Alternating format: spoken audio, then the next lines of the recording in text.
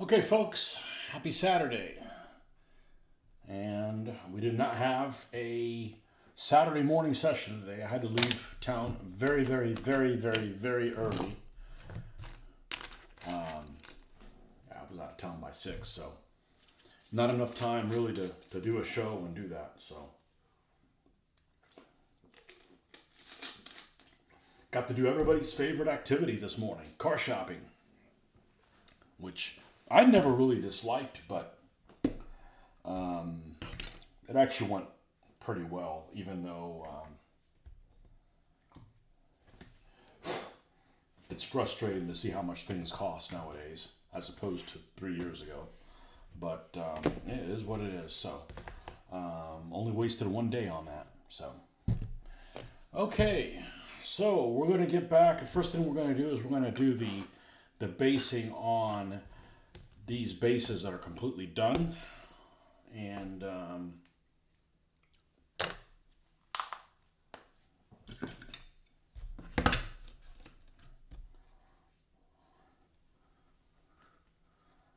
get some dry brushing done on these things.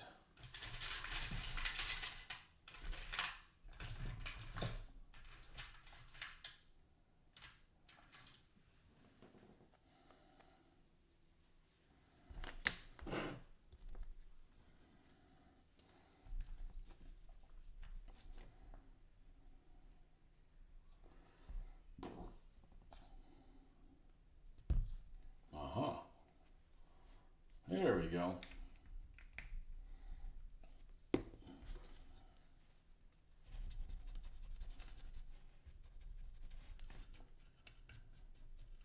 Is this the super readers?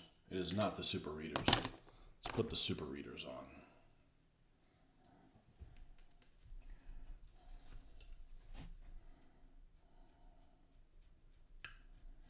And we'll see how effective this painting session is, because the last time I went on Tuesday, like, nobody showed up.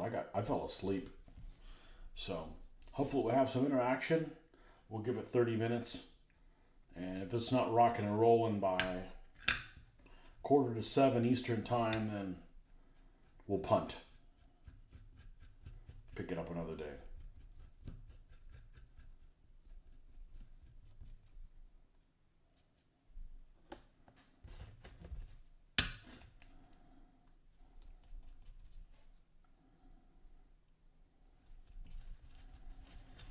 So I don't mind doing this, but just sitting here alone is boring as shit.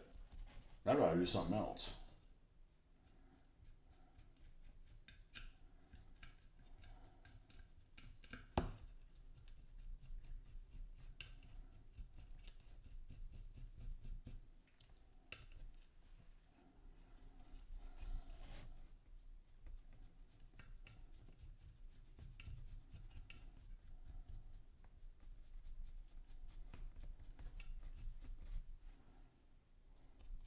And this is the basis for the 3 Stewart tanks and the M8 howitzer motor carriage. I always want to call it the mortar carriage. Nope, it's not a mortar carriage. And the 2 armored cars.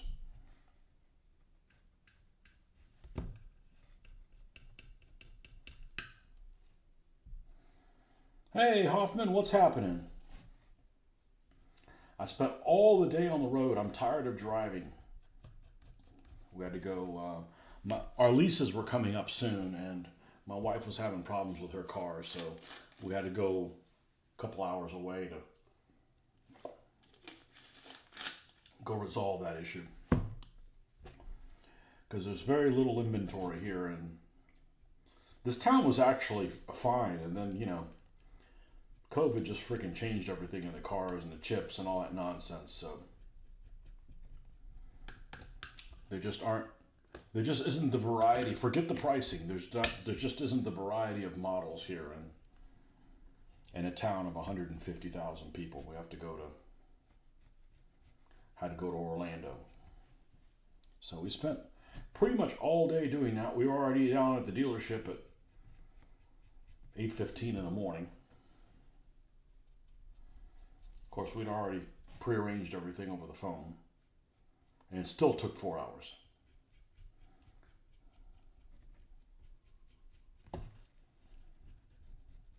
It's not necessarily an experience that I would have thought that was unpleasant. Uh, 3 years ago, but then COVID changed everything, and we don't have this, and we don't have, it's a seller's market. So, have you ever been to watch the space shuttles launch in Florida? No, I'm not really a space junkie. However, there is a convention. Um, our our conventions in Florida were originally twice a year in Tampa. They were still called Hurricane and Recon. One of them is in April, one of them is September. Last week in April, last week in September. And when the Tampa hotel was basically going to be demolished, which it was, we didn't have a home. So they scrambled around our HMGS group to find a place for the convention to be at.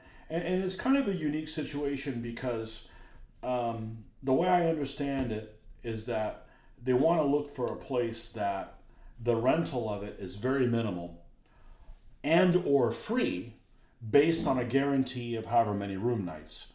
Because as you know, all gamers are really cheap, and you wouldn't be able. It costs $10,000 to rent the space, especially over a weekend. So one of the places that we went to was this hotel. I believe it was a Holiday Inn at the time, and they negotiated a deal where the Recon convention, the spring one, was going to be held in Cocoa Beach, and the Hurricane convention was held in September. Was held in Orlando, both in Holiday Inns. I prefer Orlando because it's 30 minutes closer to me, but they did that, I think, for 3 years. 2009, 10, and 11, something like that. And one of the times that I went to Recon, I got there, I left I was going to run games, I was run DBA or whatever there. One of those years, I had stopped to get an iced coffee before I got to the hotel. And I stepped out of, I think they didn't have Starbucks or something like that at the time. So I had to get a McDonald's iced coffee. God help me. I survived. But I walk out of the McDonald's, and this is on Cocoa Beach, and they had just launched something. And it is the loudest freaking thing I've heard in my entire life. Now, I don't know how close I was. Actually, I'll tell you how close I was, because I'm a map guru. I was about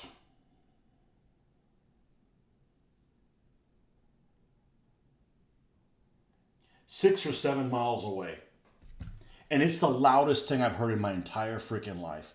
And I remember I walked out, and before I see it, I hear it, and my first thought is, Obama fucked up. We're at war. I mean, it's just the very first thing I thought of, because it's something that's louder than everything I've ever heard before in my life. And then I saw the rocket, and I'm like, oh, okay, it's going out that way. All right, good. So it's but I remember the rocket was at least half an inch long. I don't know what it was. It was after the. No, I think the shuttles were still running. Anyways, it wasn't a shuttle. It was a something else.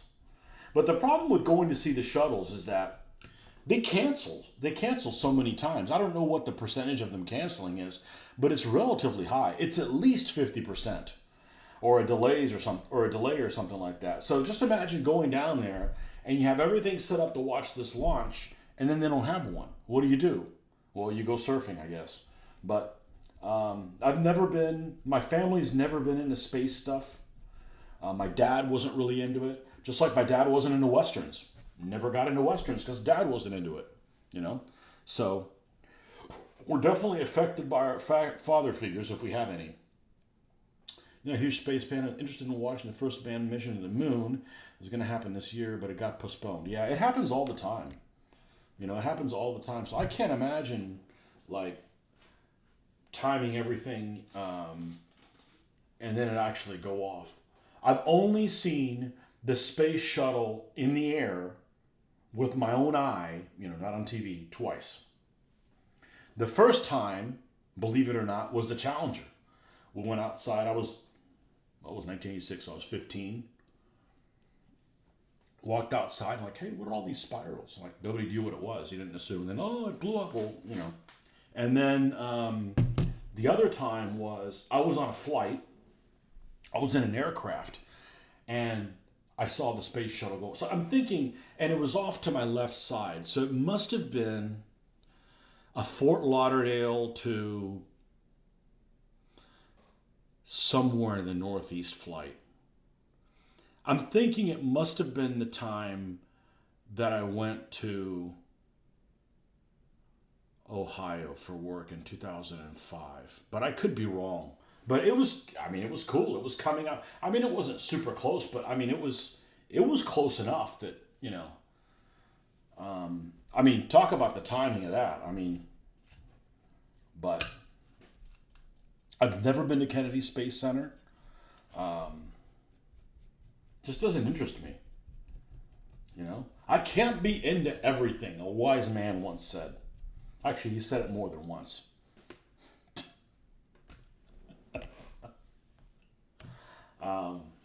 Air shows. I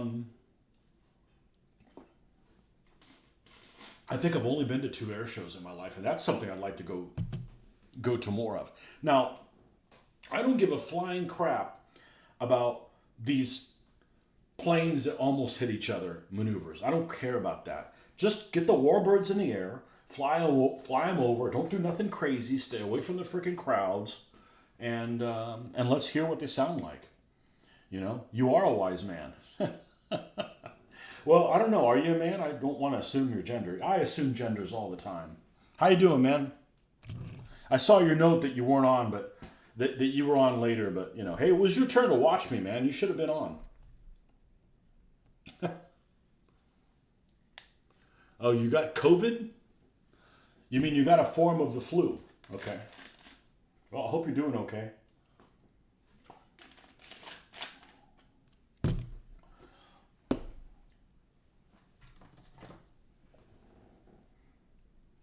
Nordics got COVID. Hurry, shut down the entire state of Pennsylvania. Everybody go. Everybody's out of work. You have an Air Force base in my city. I don't go to the shows, but I hear them when it does happen. You spent almost 12 hours nauseated. Oh, man. I hope you're doing better. Hope that's in the past.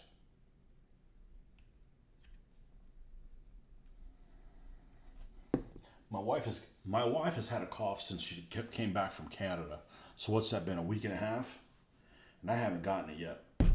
But I've been popping vitamin C's, like, not that they're going out of style, but I'm taking it every day. Everybody in the house has COVID. Yep. I don't know that I've got it ever, but who knows? I've gotten less sick since COVID started than ever at any time before. People are washing their hands. Although, one of these days, and I told my wife this, we were at the car dealership for a long time. And, about 4 hours. A lot less time than the last time we were at the car dealership. But one of these days, I'm going to snap. And the way I'm going to snap is, I'm going to confront somebody who leaves a freaking public bathroom and doesn't wash their fucking hands. And I'm going to just be nasty to them, like, what kind of a fucking barbarian doesn't wash their hands when they're going to a fucking public bathroom? Just going in there and handling stuff, like, you don't want them weird-ass fucking germs on you, There's this Japanese vitamin C drink I get when I go overseas. I think it's, like, supercharged. So, here's my product placement. I'll be right back. Let me show you guys something that works wonders.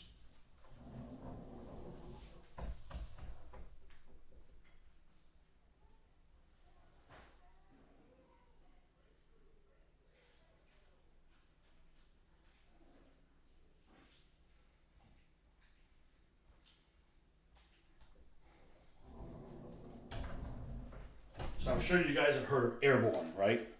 You mix it in, it's like a powder. You mix it in water, it tastes like Tang, right? So One of my friend's wives, who's a paramedic, said that this stuff called emergency is even better. So when I went to Historicon last time, I bought like a bunch of gummies and I was eating a couple of them a day. For vitamin C, not the funny gummies. I don't do that shit. I'll tell you, if I'm gonna do drugs, it's gonna be coke, so we can get shit done, not just sit around and eat more and be lazy. I got that shit down. Okay, I'm a natural. But they had this stuff, and we took this with us on the trip. It's the emergency in crystals, and you literally open it and you just pour it into your mouth. It's almost like that powder candy that you used to have when you were kids, if you're from the 80s, that they had. This stuff works great, and whatever vitamin C is, we took one in the morning, one in the evening, and we felt great every freaking day that we're in Canada. Because I didn't want to get a cold from somebody. Next thing you know, you got a drippy nose all the time. You had a cry felt cup for 2 days and start sweating big time. Immediately felt better. I actually enjoy having the flu. I mean, not the flu. I enjoy having a fever because I'm cold all the time. Not that I remember the last time I had a fever. THC gummies. Lost my sense of taste for about a day, but it's back now. If COVID comes with a loss of taste, I haven't lost the taste in a long time. Pixie sticks? Yeah, I think so. I think this freaking nasty. This stuff's great. This stuff's great, man. And it just boosts your system, so it helps prevent you from getting, symptoms. So, stuff is wonderful. Not all the time, but So my wife has had this cough, and I haven't gotten it yet.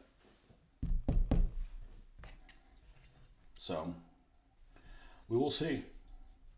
And the medication that I'm on for my skin supposedly makes me more susceptible to getting a virus. And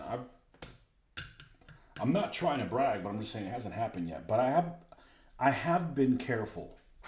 So anything you can do to boost your system so you don't get it. I mean, once you got it, but just keep from getting it in the first place. Anyways, you might want to try that out if you care to. If not, well, they're not paying me anything, so.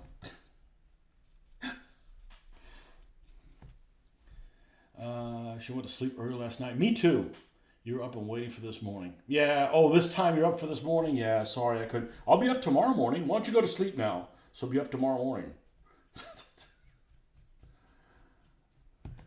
I'm gonna check it out. My family members are those barbarians you speak of that don't wash their hands after public. Really? Well, slap the shit out of them for me. There's this guy. I came really close to confronting somebody.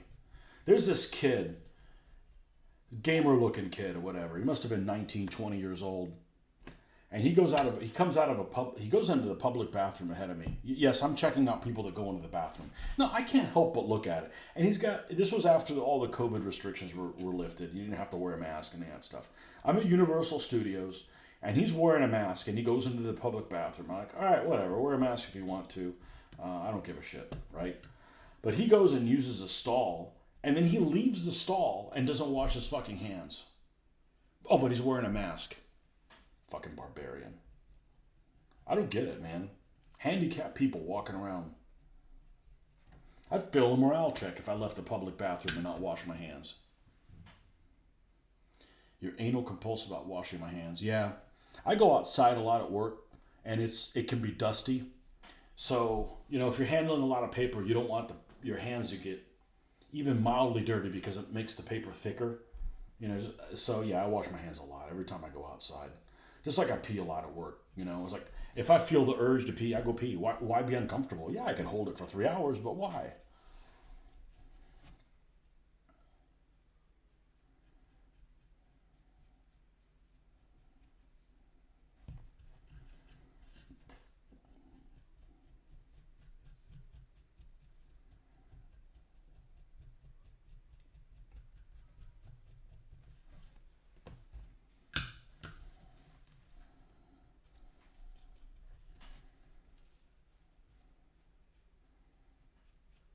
And there's a big difference between washing your hands in your own bathroom, using your own bathroom and using a public one. A public one is like, it's a toxic environment. There's all kinds of germs that you don't even know how nasty people can be.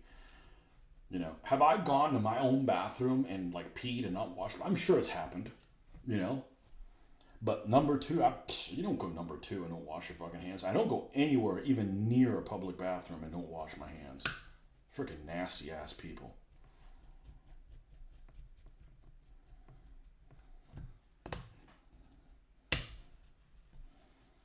What do you do when your varnish frosted your miniatures?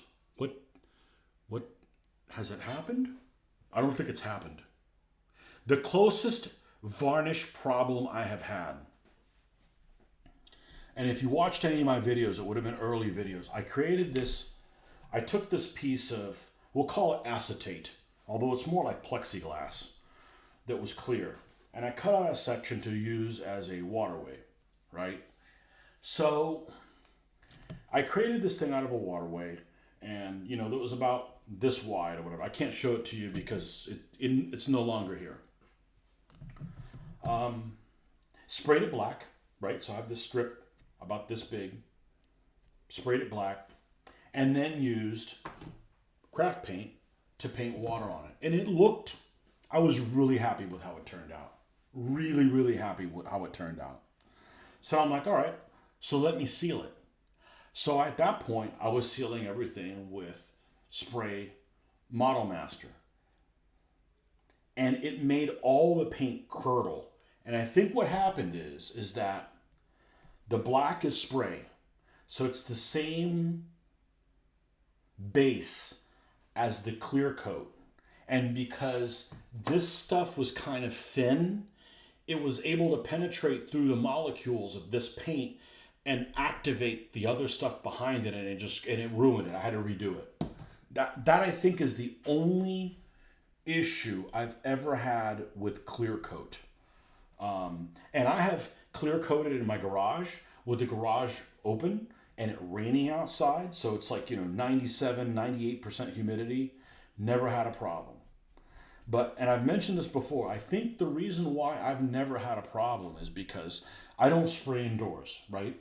So there's no point in bringing your spray bottles back inside if you're going to spray in the garage. So just in the sake of being a lazy bastard, I leave the spray cans out there. So I'm always spraying in the same temperature that the can is kept in. In other words, say the garage is 90 degrees, but it's 72 in here. If I keep the can in here and I go spray out there, there's some condensation, temperature changing with the spray between the time it leaves the bottle and it goes through the air. And I think that's the problem.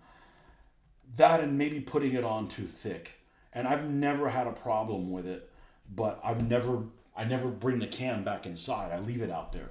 So it's always my garage may be 95 degrees, but the can's also 95 degrees. And I think I've been trying to kind of Sherlock Holmes that in the past, because I've always heard of people that have had, issues with that. And I've never experienced that. What I have experienced with the spray cans, and the reason why I got an airbrush to begin with, was because the quality control on, or lack thereof, on the spray cans is abysmal.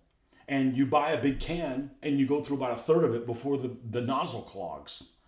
And, it's just terrible because they got rid of Model Master. The Krylon stuff is garbage. Or it can be garbage. I mean, maybe you get a, good one, but, so I'm like, I gotta buy an airbrush. So, you know, I varnished the first time, I immediately regret it.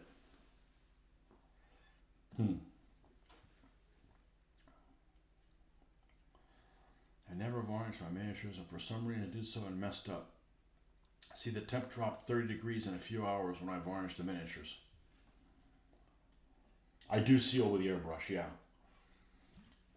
I'm actually perfectly happy if I only use my airbrush for priming, just for speed, so I don't have to use because the other thing is so Rust-Oleum bought testers, And they immediately got rid of like all the high quality Model Master stuff. Okay, so and you know, model I've used Model Master for years, and it has a smell, just like this has a smell. It's not a pleasant smell, but it's not like if you smell this in the room, it makes you throw up. You know, I mean, it is what it is. Just like the old Tester's Model Glue, it is what it is. It's a smell. I don't want to huff it, but it doesn't make you puke. The the Rust-Oleum stuff, the new the Krylon and all that stuff smells horrible. So I'm like, I don't want to. I would spray something with the garage open, and I wouldn't get high or anything. But you know, a couple hours later, the wife would be like, "What the hell are you doing out there? It smells terrible." And so I'm like, it just smells really bad. So I don't want to smell that shit no more. And I'd be perfectly happy just using my airbrush to seal. That's really the reason that I got it for, you know. Temp drop, gotta go over your faucets outside. Let other people's fears of paint chipping get me into varnish, and it wasn't worth it. Yeah. Well, you have an airbrush. Seal with airbrush. Or do one figure. I had a friend of mine, and you got to learn by other people's mistakes. I had a buddy of mine who had a beautiful painted tank, and he went to go seal it, and he grabbed the black instead. Ruined it. Like, I remember that shit. I'd check it twice, you know? That's a problem you don't want to have. You know? Do a wonderful job, and then, oh, crap. You know, got to do it over again. Okay, these, I believe, have not been sealed. I'm pretty sure they have not been sealed, so we can't put them on here yet. Okay? So that is these guys right here. I believe I was painting the tracks on the Stewarts, and then I fell asleep. Yeah, we got one done, and then I fell asleep. So let's pick that part back up without the falling asleep part. You did use the airbrush and it frosted. Were you using acrylics? Because now I seal with acrylics now. No, for no smell.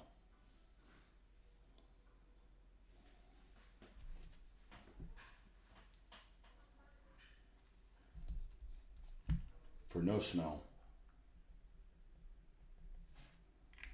Get some of this. We're going to get some of this to move things.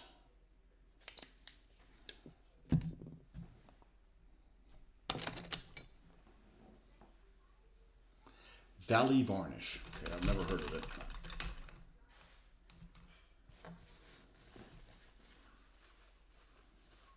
And I've never had a varnish problem. Other than it clogged, it didn't want to come out. That one part that it reactivated the bottom level. You know, because honestly, when I put paint on these, the paint's not really thick. It just isn't. It doesn't need to be. You know, so. You know, if you seal with this stuff, this is water-based, so it's not going to get reactivated by anything. Polyurethane-y. It's not going to react. It's not like it's watercolor where it's going to get reactivated. And I've just never had a problem with it. Oh, Vallejo varnish. Which Vallejo? Really? The one I use? Well, I don't know what happened. You got the extreme weathers up there. I've never had a problem with it.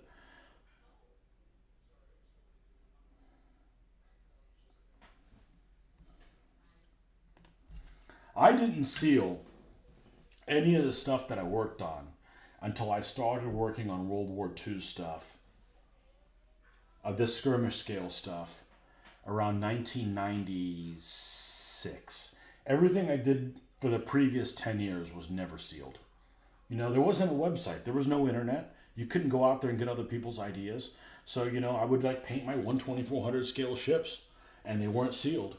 And then I saw in an article in one of those fold-out GHQ things, oh, you can bake them. You can put your ships on a tray, and you can put the base color, and you can put them in there and bake them. And sure enough, I painted up the Rodney and a couple of other ships or whatever, and I put them in there, and it baked, and it changed the color a slight tad. It made it a little yellow looking, just a slight bit, and I don't know if it was durable or not, but I'd never sealed things before that because I didn't know any better, you know. And I was 24, 25 before I ever sealed things.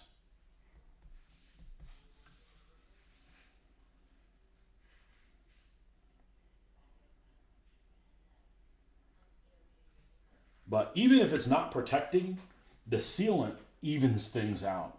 I don't know what it is, but it looks a lot better. It looks a lot better. So I do seal everything except the base. The stuff on the base isn't sealed. But the vehicle's completely sealed before I put it on there. So I know I'm going to be handling it. I don't want little scuffs and stuff like that to happen. Never had any paint chipped off your miniatures. Not sure why I decided to varnish this time. I don't know. You're looking for extra stuff to do. I don't know. Bet you'll think twice about doing it again. I've never had that problem though. Now I solved all my airbrushing issues by buying a .5 needle. This stuff doesn't jam anymore. This went on, because the idea of putting thinner in this stuff reacts really weird to anything other than it. If you put water in it, it acts weird like nothing else. Alcohol and that stuff. So I'm like, okay, and there's so much misinformation on the internet. I have a feeling this is supposed to be used straight. Well, the only way that you can do that is you just need a bigger needle. It won't work through the .35. It won't work consistently. I had someone spill water on your miniatures once. That's the only time I've been glad I sealed them.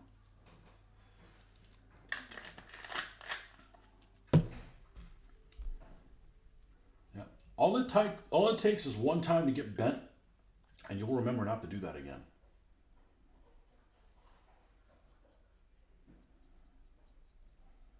So.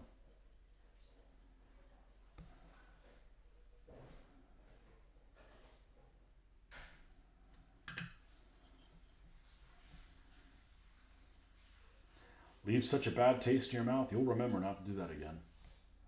And I'm sure I'm that same way about something else. I just don't remember what the hell it is. It's probably multiple things. Like, nope, not doing that shit again.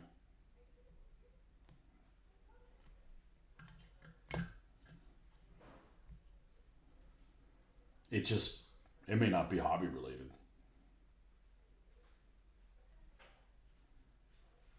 See, I was a big hubbub on Facebook about everybody complaining about the Historicon rooms selling in like 5 minutes or even less.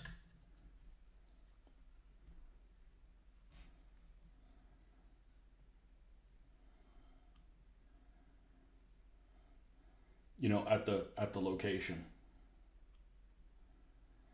I just don't have a big interest in going again. What am I going to go for? Shopping?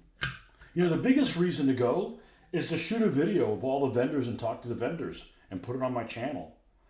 That's not cost effective. I certainly don't need it to shop. First of all, I don't need anything, fortunately. And if I do, I just order. Why would I go and buy it in person and realize that they don't actually have it? Because remember, I work in a weird scale that I think only one vendor really has things in it. That's that Army Group Center Gaming or whatever. I think they're Virginia. I could be wrong, but if I need something, I'll just order it. I don't need anything.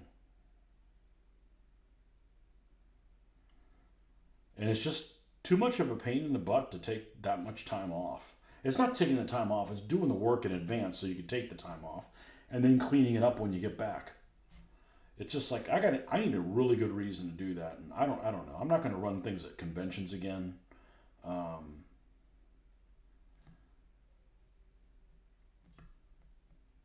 I don't have a whole big interest in doing it.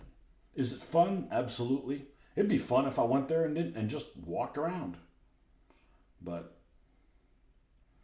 that's 4 days off.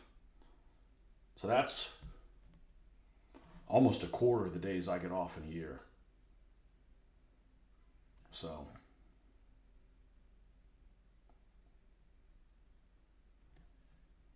And I stayed. Did we stay at the hotel once or twice that it was being held at? Maybe only once. This is a great facility. You always got the naysayers. Oh, I wish I went back to the host. I'll tell you this: I will never go to Historicon at the host ever again. Never. I work way too hard to have to deal with that Stalingrad looking bullshit. That's a fourth world country. The Lancaster host. It's embarrassing that there is a place that shitty in this nation.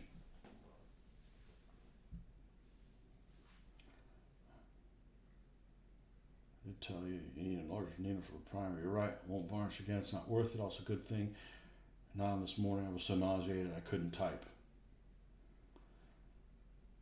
Hey, Mimic Tom, welcome. What kind of models are these? These are, well, there's a mixture. They're all 1/72 / 20 millimeter or 176. That's what I'm doing now. These are Plastic Soldier Company, M4A 176s. These are also Plastic Soldier Company. These three that are done are a company called Rapham. They're 20 millimeter. And I'm not sure what they're closer to, one or the other, but that's what we're doing these days. So, and I have a whole bunch of other stuff. I rarely, no, now I don't do it at all. I don't ever paint when I'm not online with you guys. It's just, I'm bored, it's just, even though the socialization is kind of limited, like only one way, you guys still give me some talking points to comment on things, but just sitting here and doing this by myself, I'd rather just do something else, Think you've been in that hotel for a couple. The hotel is spectacular. The hotel is really spectacular. The location's great. I was fine with it at Fredericksburg, and I don't mind that it's at Lancaster. I mean, it's farther, but the big difference it made for me is I have to take another day off because you can't leave early enough on Wednesday and do it at one shot, because since it's on the back side of DC and Baltimore, you would get in gridlock traffic going through DC and Baltimore for us. So you got to leave on Tuesday. So it basically meant I got to take Tuesday off as well. But the place is stellar. That's what it should look like. It should, I have absolutely no problems with the place, but yeah, I didn't even know that the rooms were coming up for registration. So, but I've stayed off site before. It's not as convenient, but that's what the venue should look like. It shouldn't be some rat hole, Stalingrad looking rat hole like it was the last time I was at the host. I won't go to the host again. And I went to the host many years. I think 6 times. 6 times I went at the host. I'm not going to do that again. It's depressing.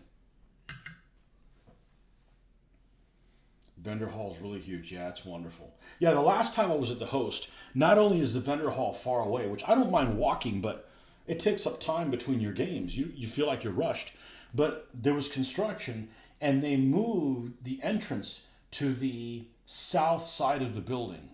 So now you have to walk all the way around to the back side. It just takes, 25 minutes to go to the convention, to go to the vendor hall. And then the AC doesn't work there. It's embarrassing. It's embarrassing. So I'm not going to go to, I'll never go to Historicon again at the host, ever. And I didn't go last year. My interest in going is really diminished since I'm not running stuff. So. And my interest is diminished in running stuff because people don't show up for it. So, and the other thing was really, we're driving 14, 15, 16 hours. And people that are an hour away, I can't during that time. I didn't know it was coming. Like, okay. So, so you can't lift a finger and you're right in the same damn county and but yet we can go all the way across the freaking U.S. And we don't have a problem doing it. So yeah, it just gets kind of old. That's probably the biggest thing that burned me out on DBA is I'm doing a lot of heavy lifting, and in order to get the game to grow anymore, it required some people to show a little bit of interest, and they just weren't interested. And I'm like, okay, well, I'm keeping myself from doing World War II stuff for these people, and it's not the Mitch, it's not our local people. It's just to get it to grow. I don't want to run a game and just freaking I'll go 14 hours away and only four people show up to play it. And it's not our home turf. It's not our responsibility to push a rule set 15 hours away from our home turf.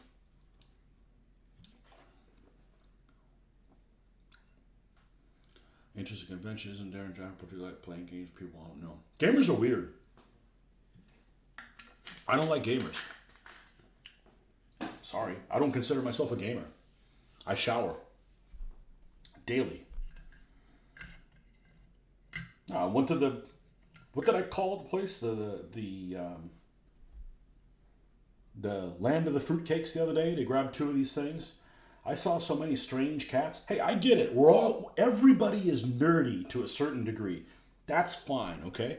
But you can't be like a freak of nature. I don't want to really game with freaks of nature, you know. People that can't hold a job down or live with their mom, and they're grown ass men. Like, dude, like, grow the fuck up, man. It's not a way of life.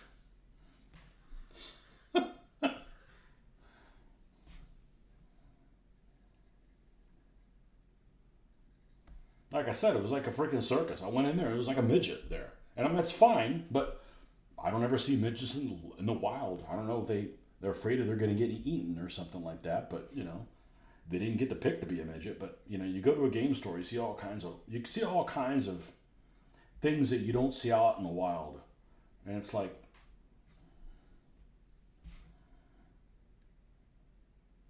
and on top of that, they don't wash. Like, come on, man. You gotta wash your hands when you leave the bathroom, and you gotta freaking and you gotta shower every day, or you fail a morale check, or you should be failing a morale check.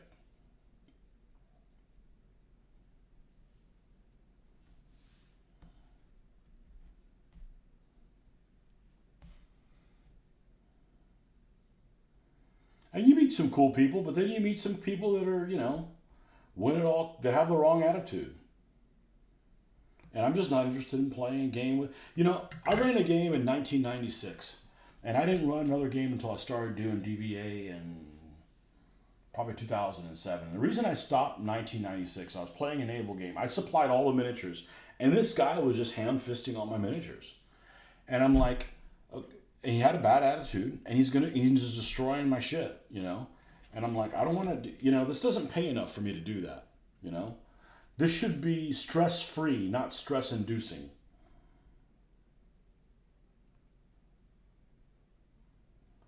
So then, the DBA thing was cool because for the most part, nobody touches the other person's miniatures. So I don't have to worry about somebody destroying my stuff, right? I mean, I am not a tournament type person. I've never played tournament games before, but hey, this is a way to play with my own stuff and nobody else touch them. I don't mind people touching my stuff, but don't be hand fisted around it. So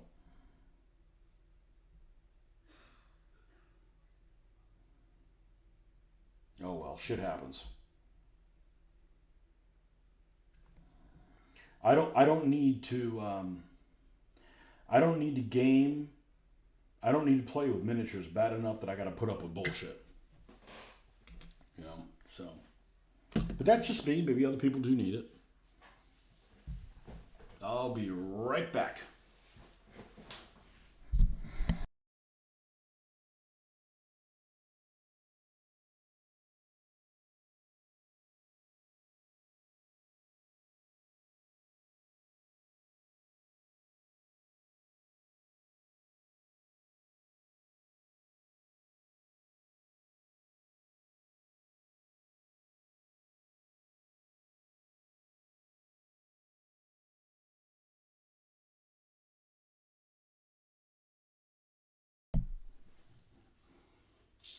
Just like I don't want a game with people that are never happy.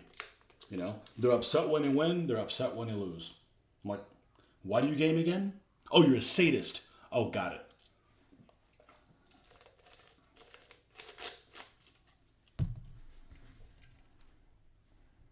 Look, we all want to win, but sometimes things don't work out for you. Somebody's got to win, and sometimes it's not you. So you need to just, laugh off what happens to you. You're trying your best, but, there's a thing called die rolls that happen, And life's too short to be playing with people with bad attitudes.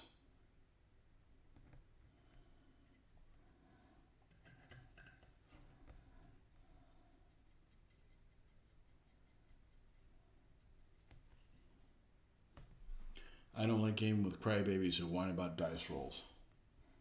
No, that's that's not a very exclusive group. There's a lot of people that. The problem with dice rolls is if you're playing with somebody, like let's say you get a bunch of bad die rolls, right? Which is going to happen to anybody. And then you're playing with people that think that they're whooping your ass because of their skill and not the dice rolls. Like, where were you, man? You're seeing when I'm rolling like crap. So there just needs to be some honor and mutual respect. That's like, hey, listen, you're seeing what's happening here. So I don't really have that much of a problem with any of the people that I've played on a lately basis. And actually, for the most part, I really don't have a problem with anybody that I had to play on the DVA stuff.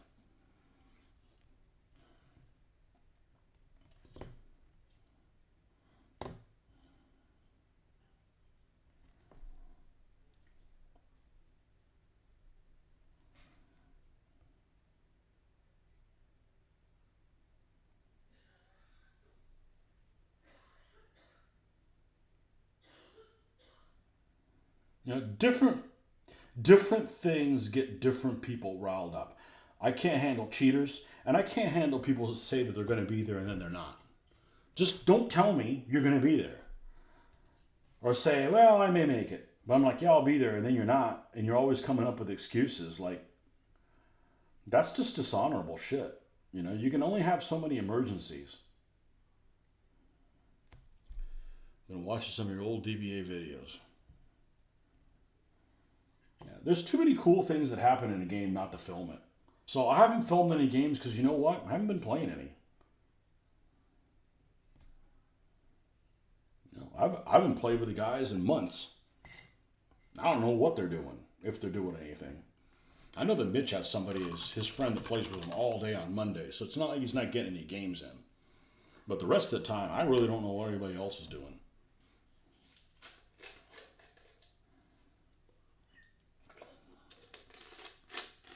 I'll see him at cons, and we'll either play something together or we won't. No hard feelings. I don't care if they're still playing DBA stuff. It doesn't bother me. I don't have anything bad to say about DBA other than I don't want to be involved in it anymore. It's already soaked up too much of my life. It's kept me from doing other stuff. So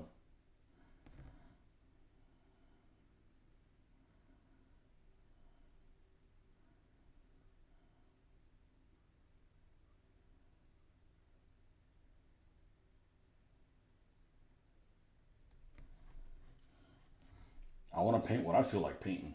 If I may decide to just say, order a model of a Pershing and paint it next. Why? Because that's what's called freedom. You do whatever the hell you want. As long as you're working on something, it doesn't really matter what it is. I don't know why I said Pershing. I'm not getting one of those anytime soon. That's way too late.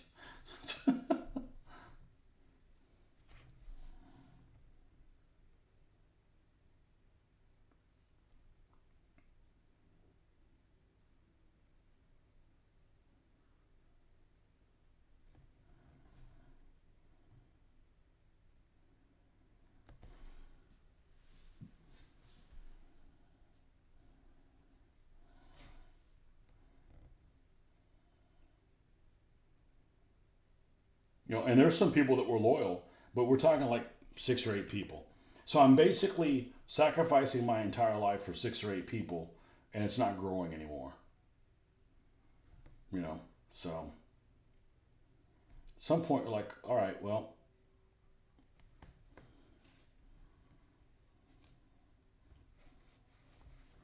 it's time to move on, and I don't have any regrets about it. I don't have any regrets for having gotten involved in it. I don't have any regrets for not being involved in it now.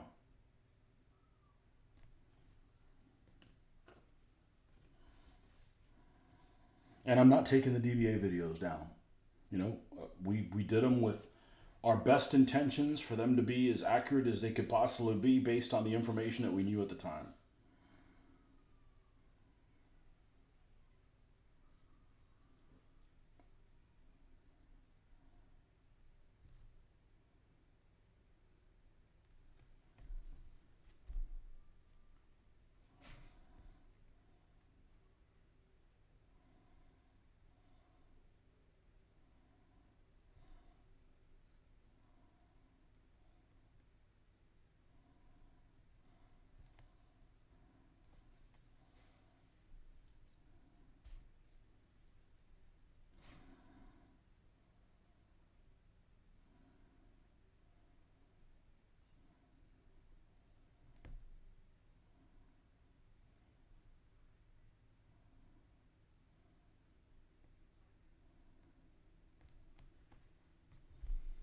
Why don't you go to something like Art de la Guerre? It's also vague.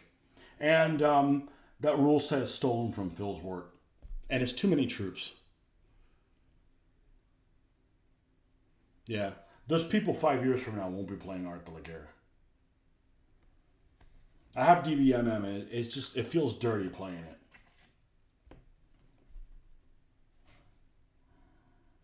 And it's too many troops. And it's also vague. I don't want everybody's nights to be the same. I don't. I'm putting a lot of fucking effort into doing all the research and stuff like that, and they should have a little bit more flavor in the game.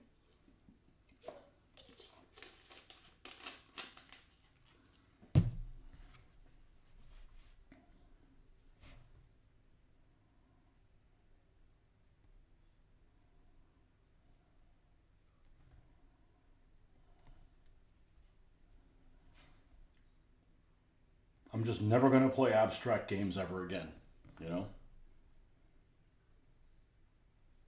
That's the only bad thing I could say about DBA and things like that. It's just too abstracted for me. And it works, and it worked, but I'd rather do something different. Maybe if I go back to spray painting figures with a spray can or something like that, then I could handle something so generic. But that takes the fun out of it. Just painting things generically.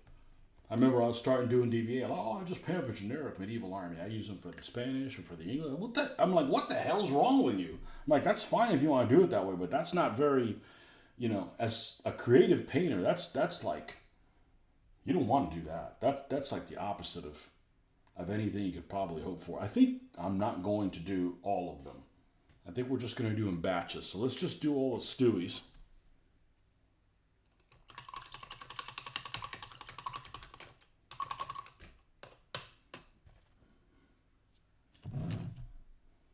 Well, the best thing about DBA, there's a lot of good things about it. Probably the best thing about it is the compared dice rolls. So I'm rolling a die, and every time I roll a die, you're also rolling one. So you may be rolling like crap, and I'm rolling great, and I'm running circles around you, but we're still rolling the same amount of dice. So that keeps the other person involved. Instead of like, hey, wake me up when it's my turn. I'm going to go grab some coffee. Oh, it's the prep fire phase. Just tell me when you need me. Or if you're playing something like, a board game like Rise and Decline in the Third Reich, I'll see you in a couple days when you're out of burps. So it creates apathy, which is really like the worst thing because the other person's not even involved. You know?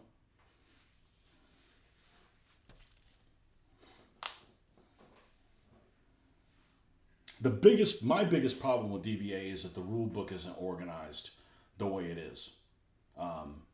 It should be nothing's ever repeated. So it just becomes a chore to look for things. And I'm just burned out on it. I'm just burned out on looking up rules. And maybe that's why I haven't gone and been really excited about learning how to play this rule set, because I still have some of that lingering post traumatic post the PTSD on that. I don't know.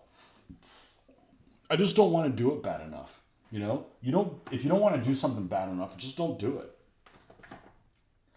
I'm enjoying the shit out of painting these things. Whether I do something with them is almost irrelevant. I've said it before.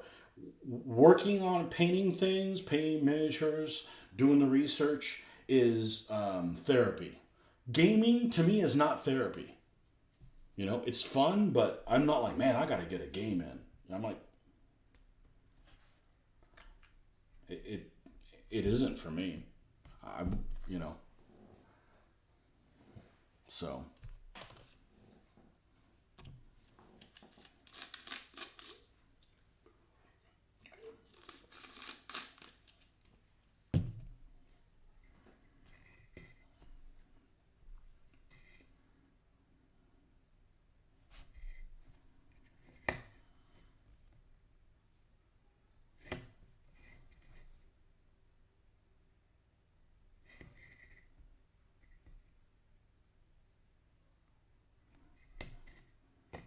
One machine gun.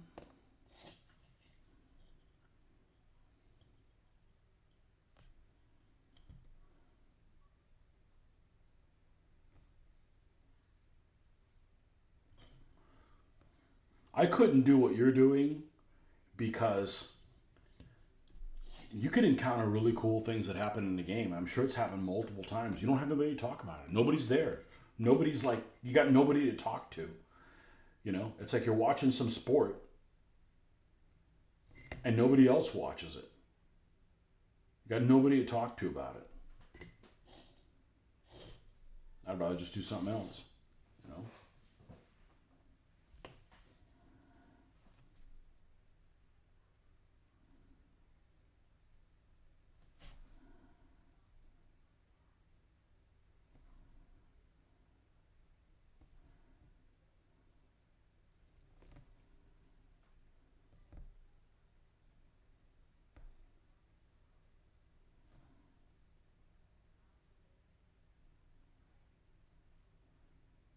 I don't know if this thing has a wooden handle or not. I'll look into it later, but we'll just go ahead and base coat it black.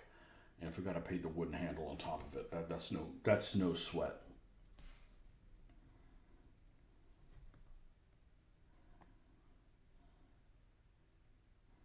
The Plastic Soldier Company, like little machine guns and pintle mounts and things like that, are over scale, but it also means that they're durable. They're not going to break on you when you don't want to. They're not as susceptible to breaking on you as something else. There's played a couple of miniatures games with some older gamers last year. Honestly, didn't enjoy it.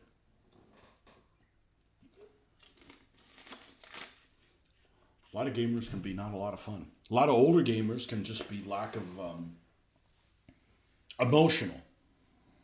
I feel like I'm very emotional when I play a game. I get into it, and younger players. I mean, a lot of people, a lot of things that with gaming though, it attracts people that, in many times, aren't happy with their life, and in order to compensate for that, everything's got to go according to their plan, or they're unhappy, or they bitch about it. And the reality is there are, unless you're playing a solitaire game, there are other people that are also trying to win. So somebody's got to win. And sometimes it's not going to be you. You just have to accept that. So the secret to that is play with people you don't mind losing to. Play with people that are gracious winners and gracious losers. Not play with people that are people you don't want to lose to. And I generally don't care, but yes, there are people that I do not want to lose to because they're a dickhead.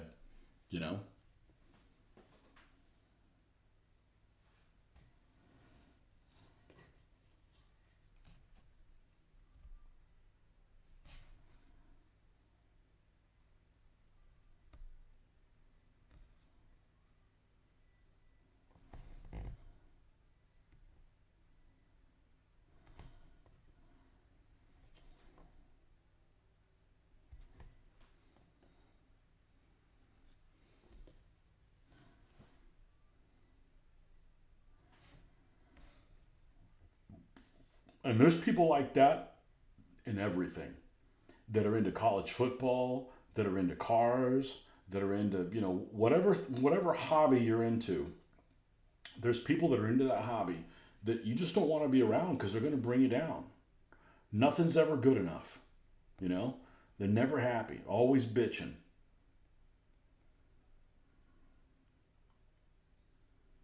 Or complainers or don't have anything nice to say. I was at a store the other day and there was a guy that was I parked there and I noticed the guy's car. I don't like domestic vehicles. Sorry. But this guy had it, and I don't like Fords and I don't like Mustangs. This guy's Mustang looked really sharp. And I was walking back out of the store and I said, "Hey, I'm not really into Mustangs, but your car looks really cool." Just say something nice if you see something nice of somebody, you know? It doesn't cost you anything. He didn't say anything about my vehicle. I don't really care, you know? It doesn't cost you anything to be nice. Now, if the guy's a dickhead, yeah, ignore the fuck out of him, okay? But you don't know that yet.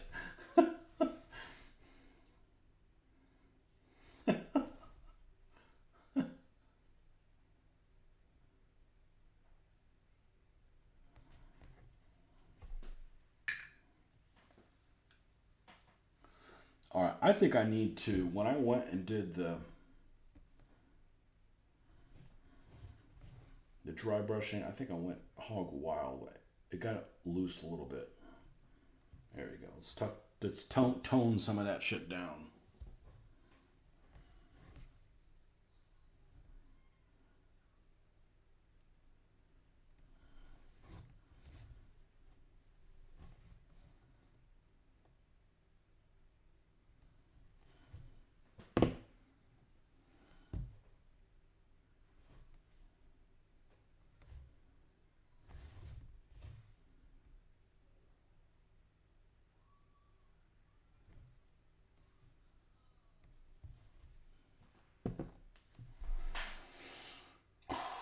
Okay.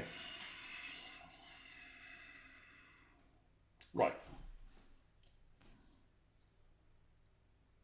I said I wasn't going to paint the road wheels, and I'm not going to. I'm going to see how that works out. Because I honestly paint them and then just end up getting dry brushed over any time, all the time anyway. So as soon as I'm filling up the snuff, I'm going to make a list of remaining 28 millimeter miniatures. So I didn't realize you had that many 28 millimeter miniatures. Yeah, I wish I had more stuff to sell in Noble Light, but I don't.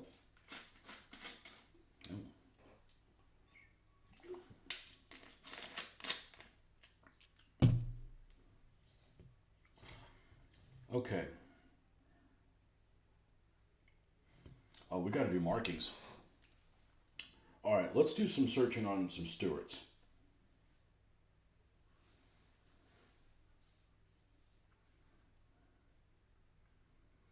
I hate buying vehicles that involve anything that has to do with email because whatever it is you deal with, they freaking bombard you with so much shit you basically have to block them. It's almost like inviting a child molester into a preschool. It's like you just end up creating all kinds of freaking problems. Okay, so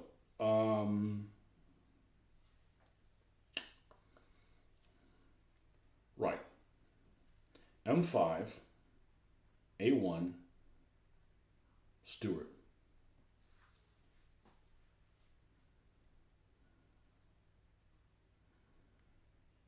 Okay, here's the C34 that's everywhere. Yellow numbers. I actually like the yellow writing on it. It kind of works.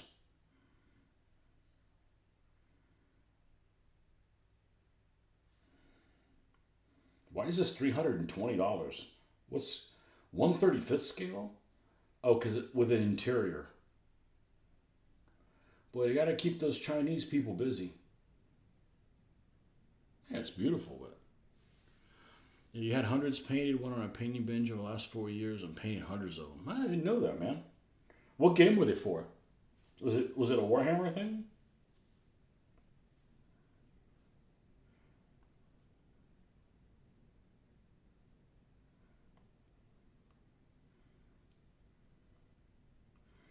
Here's a D2, B21.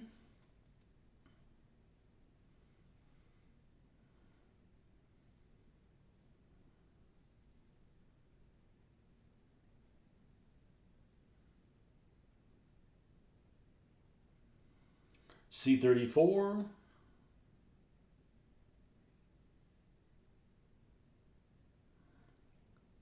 C14. Okay, well I can make my own freaking numbers. Basically being the number that, because basically the letter is what company it is. It's like the same system that the Germans use, except the Germans have, the first number is what company number it is. Here it's a letter and then a dash. Here's an F12.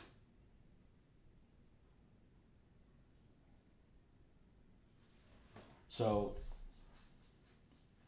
I feel like I need to put them all in the same unit. So the question is, what letter do you want to use? Let's see what's the B look like?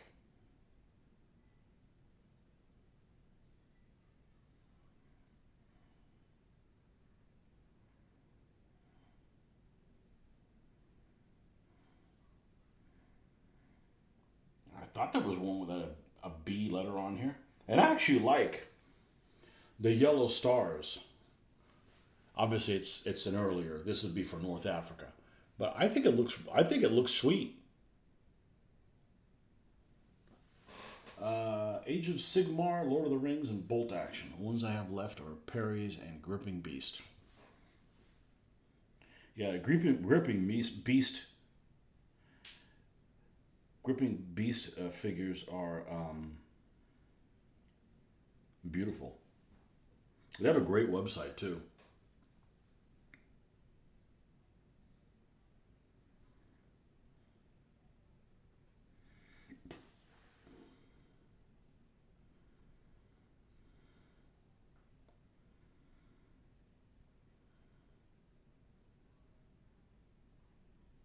I mean, this is super cute. Look at that. That's a good looking vehicle. A good looking light tank. Good looking light tank.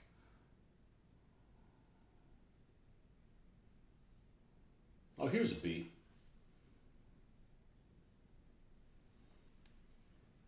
All right, I'm going to make mine all B's. Okay, so this is going to have it on the side.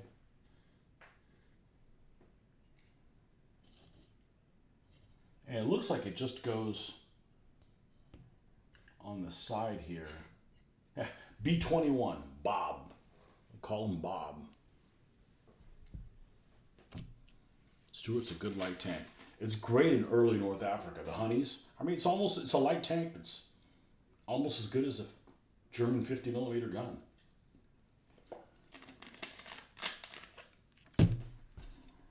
One thing that helps is the German tanks didn't have that much armor.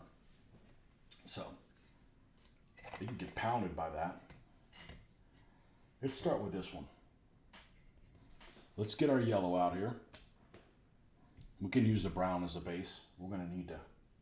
Oh, I think I used white to kind of... Let's keep that going because that actually covered pretty decently. Let's get the white out here. Let's have a white out. Whoop.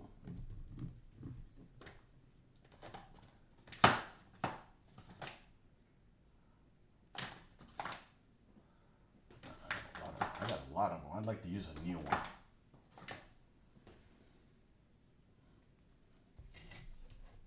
All right, let's get a new index card. Or a new one of these. This will work too. Oh, you can tell where I did the business there. It's just a stand. We'll use at a later date.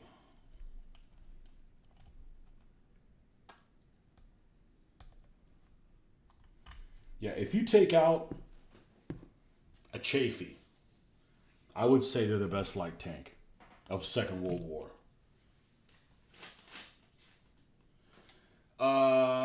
No, that would be, I don't know what they used in the Pacific. I think it was just Operation Torch in North Africa.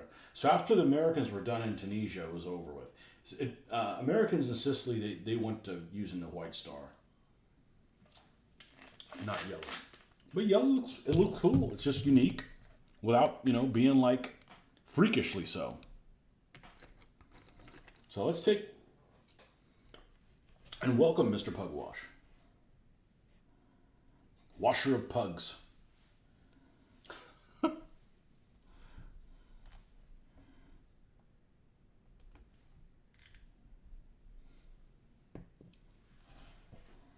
All right, so let's take this, and we're going to use light gray.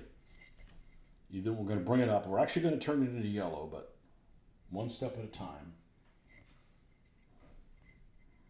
We're going to put a bee on here, and there's meat all around the bee, so.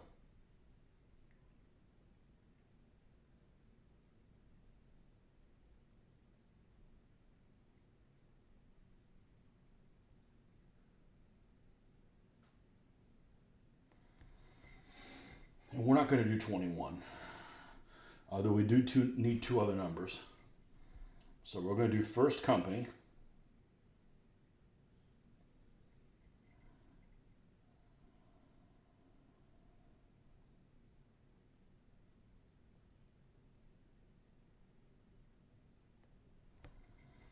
We're going to make this 12. So we know how that 2 is.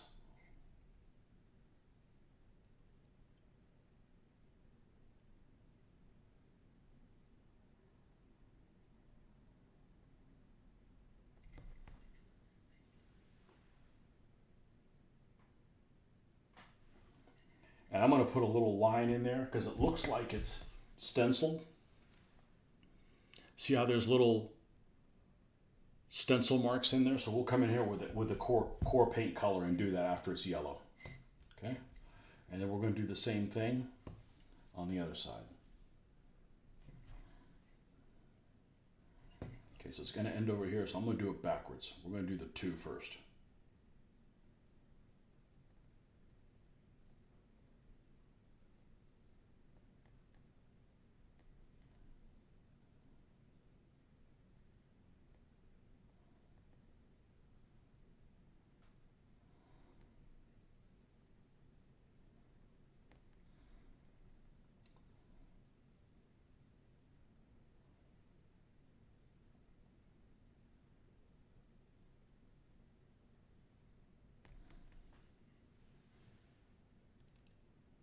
The important thing is that you get the shape of it right, and you can go in and fill the meat in later.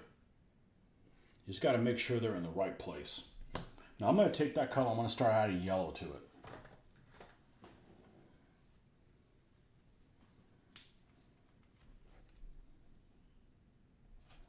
I don't actually have a Vallejo color. This is the Phoenix Flames from, do I have a medium flesh tone? I don't think I've got a, this is a really nice yellow color.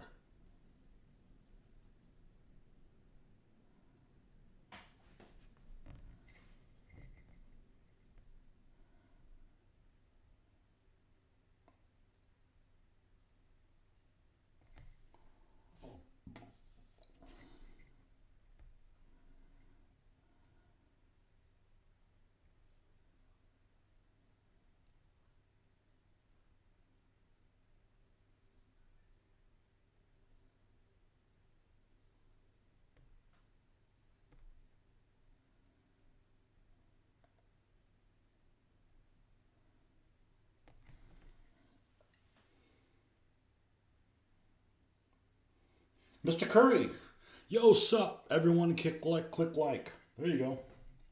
What's up, man? Haven't seen you all year. You're up there shoveling the snow, aren't you? You guys got done getting blasted up there in the Northeast?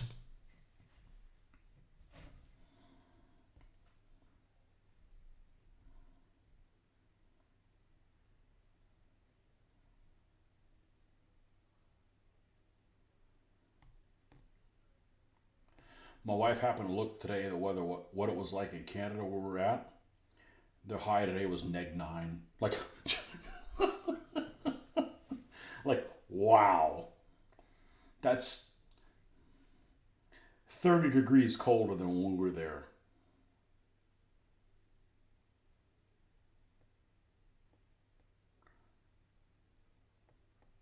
I don't think that'd be any fun to drive around in. Have to worry about really extreme temperatures, ice and shit like that.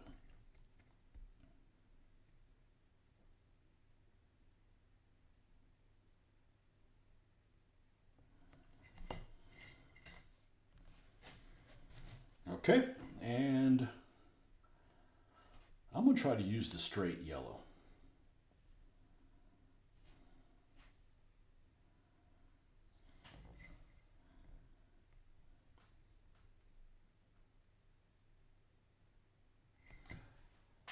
Actually,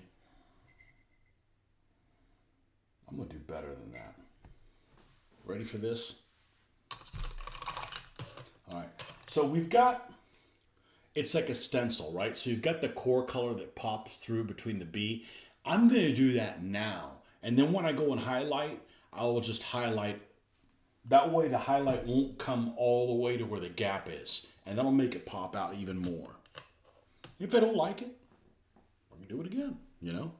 So I need to get a brush that's even thinner than this one. It can be a super mega thin brush. Mega thin. Oh, that's way too thin. Can't control that. This is about right. Yep. All right. And let's grab the core color, which is, put it away, Russian uniform. I'm close. Nope.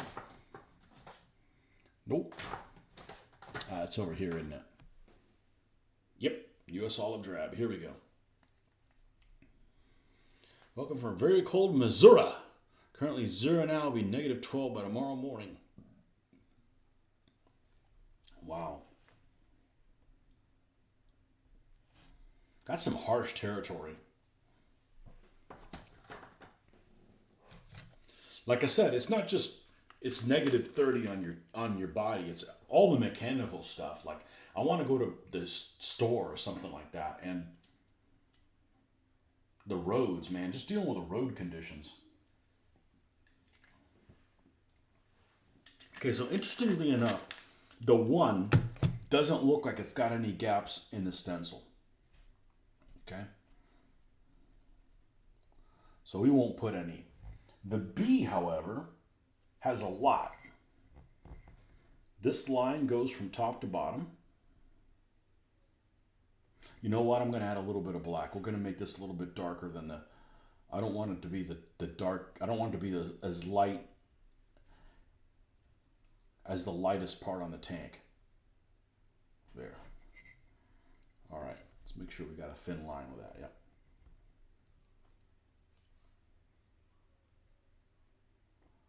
There we go. Really, really thin. Okay, in the center of the B,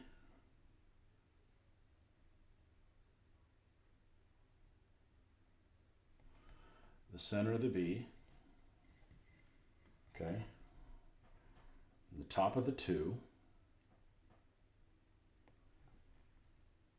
and then across here.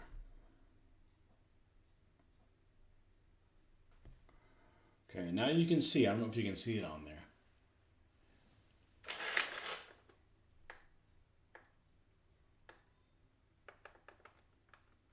Okay, we're going to do the same thing on the other side, and we'll come in and we'll super highlight those spots. Make them pop a little bit.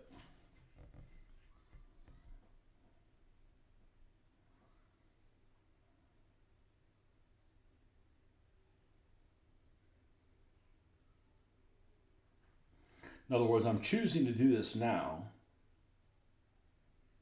instead after the yellow is all completely highlighted.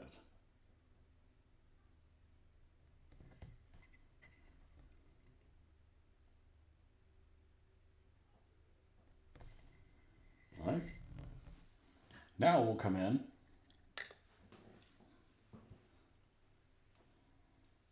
Let's save that one for special use.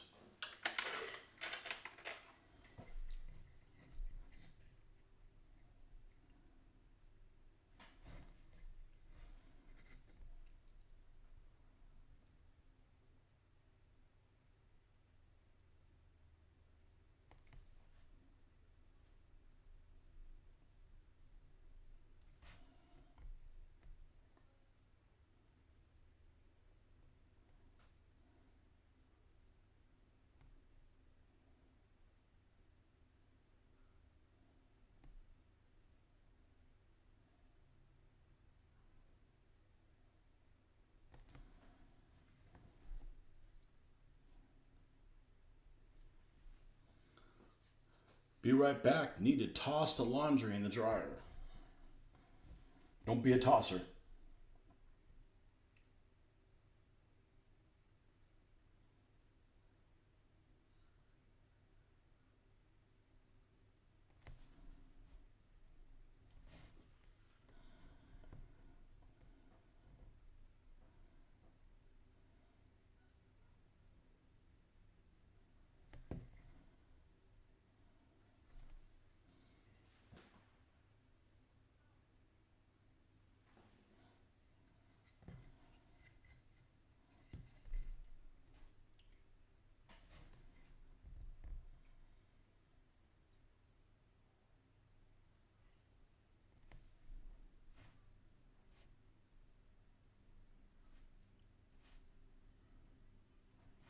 Well, one of the things I hate the most about Florida is it was about 55 degrees this morning.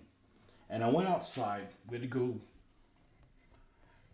to exchange my wife's car, exchange her lease in, and I had to take mine as well. So I went this morning to go clean out, just stuff that we had in the trunk and stuff. And I was probably outside for 5 minutes in 55-degree weather. I came back in and I smelled like I had been sitting on a freaking prairie baking in the sun with a bunch of shrimp. So Florida stinks. I don't know what it is about it. It's not the humidity because Banff was very humid and I was outside all day long and you still smelled like clean laundry. It doesn't happen in Colorado. It doesn't happen in Utah. You set foot out here, it's even been in the 40s before. And I go and take the garbage out, which is not far. And you just come back with that stink. It's just really unpleasant smell. And it goes away eventually, but that doesn't happen in places that are cold. I don't know what it is about it. Swamp stank.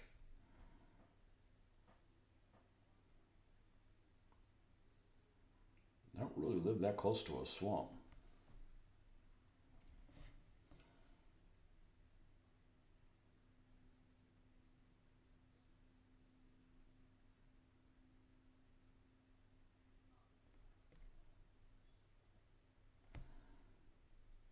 But I can tell a big difference between this house and the other one. I have no ceiling fan in here, and my feet are always cold in this house. And that's a good thing, because usually it's like I can't have anything on my feet. My feet are like hot at the old house. So this house is insulated very well. The other day I came home for lunch, and it was a cold day. It was going to warm up to like 70 outside. It got up to 70 outside at like lunchtime, but inside it was still like 62. That wouldn't happen to the other house. And we weren't running the air or anything. So that's a blessing.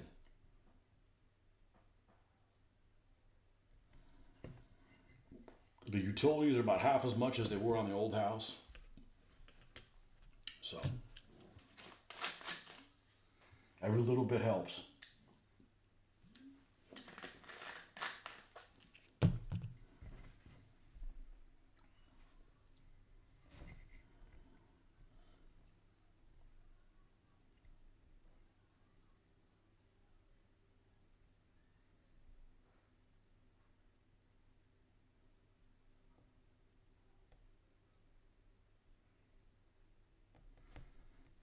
I never did check if there were any scenarios that I had in my book that had Stewarts in them. I'm gonna go do that right now.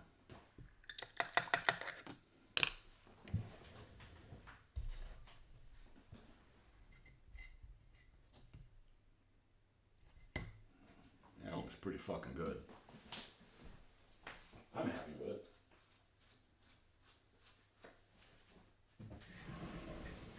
Where's my... Oh, this might actually be difficult to find readily. Unless I happen to have it. I don't, do I? Nope. My World War II rules are Nope, they're in the garage. The scenario. Oh, never mind. Sorry about that. Hey, what's up, Joe? Yep, got done car shopping, and now we're back doing this. So B12. Which one was this one? Was this the hybrid one? I think this was the hybrid one. We'll call it this one.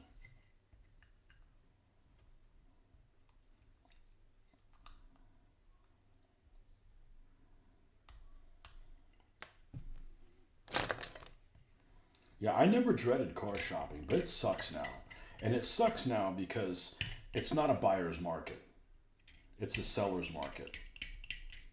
And I'm tired of the consumer getting bent no matter what happens. It's getting old.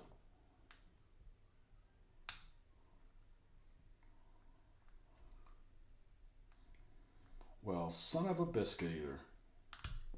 That's a bit too tight. We need to take some of that off. It fits in there pretty freely.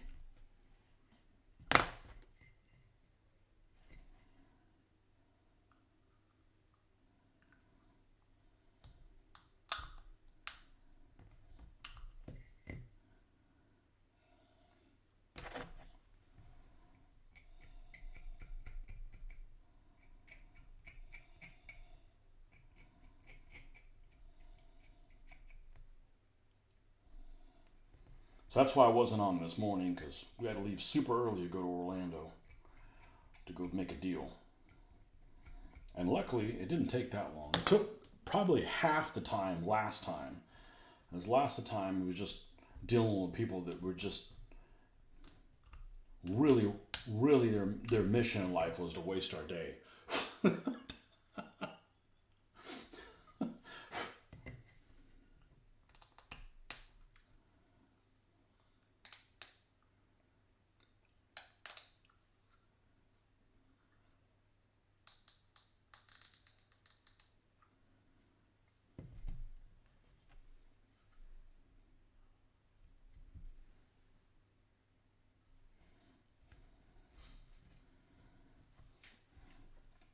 Okay, we'll have to add some fake numbers underneath this USA thing, which we're just going to end up covering with mud.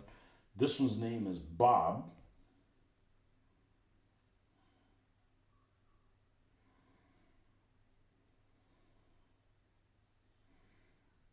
Looks like the C34 has Carol.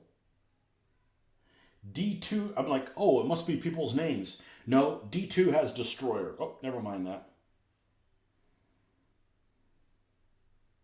B should be bitch. What about F? F, Free Lady. No. Fire Lady. Fire the Lady? I don't think that's what it means. Anyone know why you disconnect your headphones? The volume on YouTube just dies and forces you to reload it. No. Because it's free. All these free things are like, they misbehave.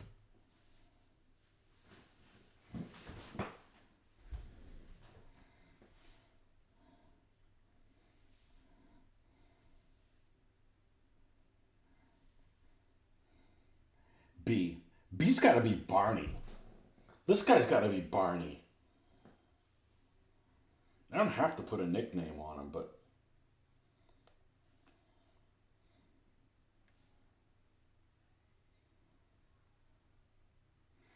it looks like the nickname's back here. Let's try painting Barney on it, see what it looks like.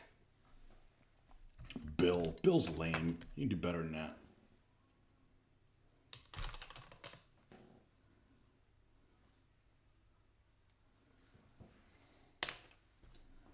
Benny.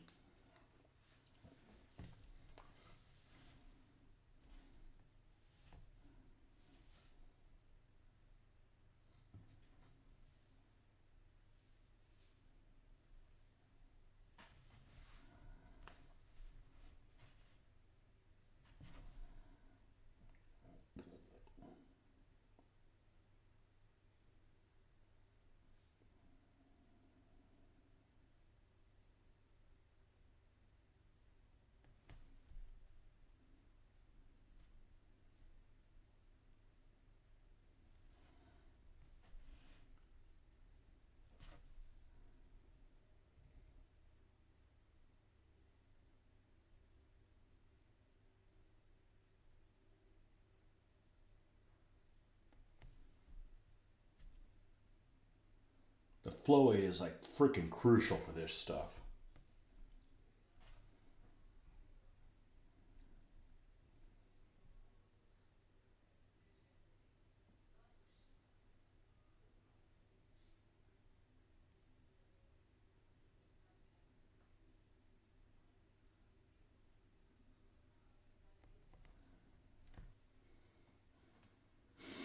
That ain't bad. That really isn't bad. Considering we're going to clean some of that up. That ain't bad. I'm happy with that. Shit, the more I look at it, the better it looks. Barney. Okay, so unfortunately, we got to do this one backwards so we get the right space. I want the Y where I want it from that B. So we're going to do it backwards.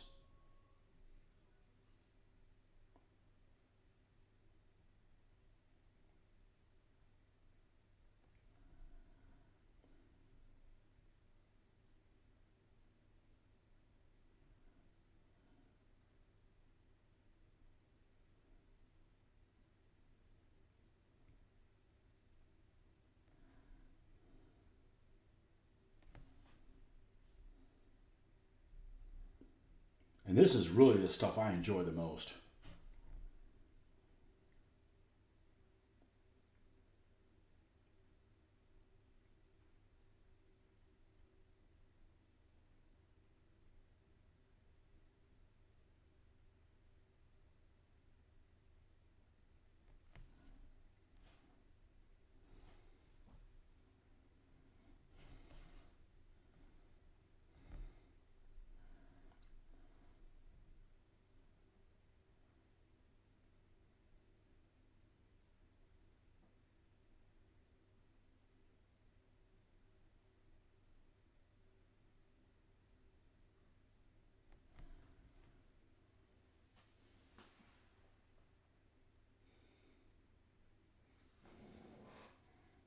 Not bad. Not bad, not bad.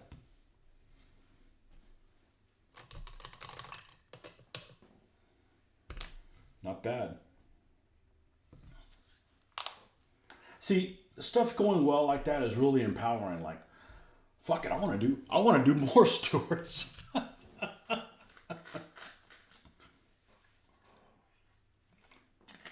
Now this one's a little different because this one has some of the side is covered over by this, I think. See, the line that runs from here, no, it's all above it. So the B is going to go right up against it. That is if I do a B. You know, I don't want to do any numbers that I don't have. I didn't get enough trade. No, I'm considering building a DBA army. What did you do wrong? What army? You and what army? The D doesn't have any hashes in it. Looks like the F doesn't as well. I want some other numbers. Let's see.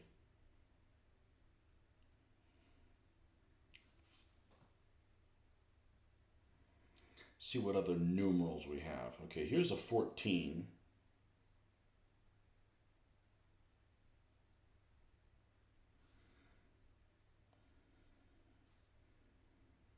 And it has it like that.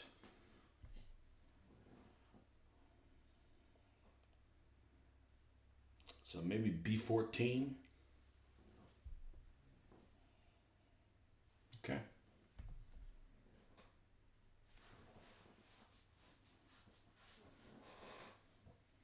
Maybe Hoplite Army or Alexander's Army. What about Hannibal's army?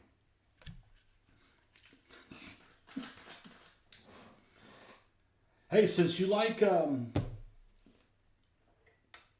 Denzel Washington so much, what about him playing Hannibal?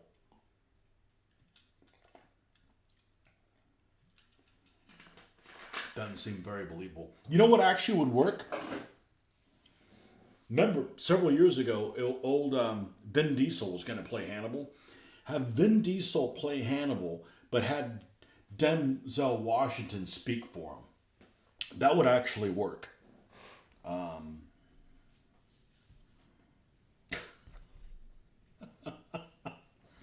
All right, let's do this light gray thing that we had going on with the first one.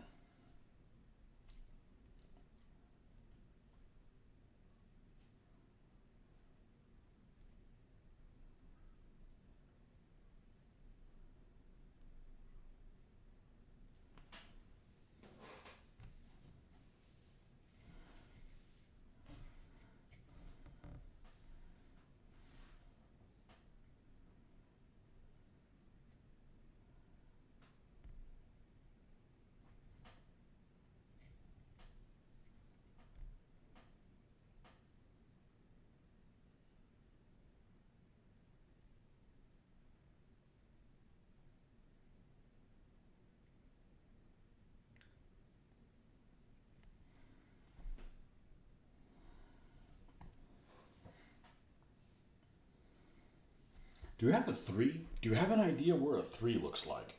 Where the little cuts are on it? I feel like that added a lot to it. I was not actually expecting having to do that, but now that I've done it, I really like it. Oh, here's a 3. Oh, it has a cut in the bottom. Oh, here's a 34. Okay. Why don't we make this one 34? B34.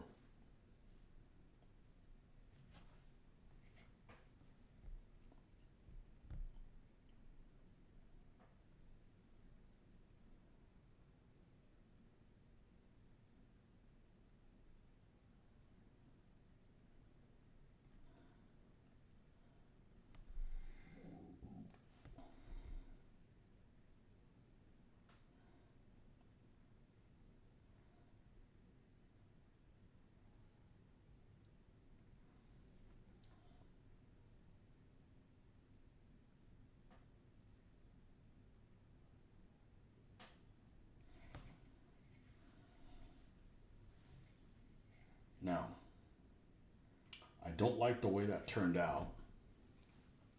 Just to prove that not everything works great. Am I planning on getting more Stewarts? Definitely honeys. I don't know that I'm going to get any more M5A1s. I think 3 is plenty. Let's wipe that B off. Wipe that B off your face.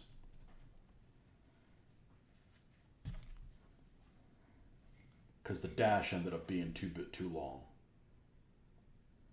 The spacing on it is all off. Easy fix, folks. Easy fix.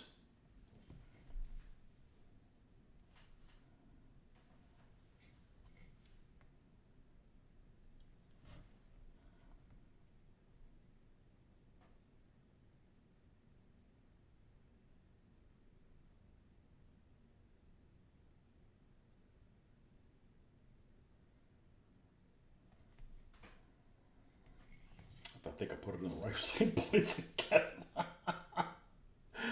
Oh, shit.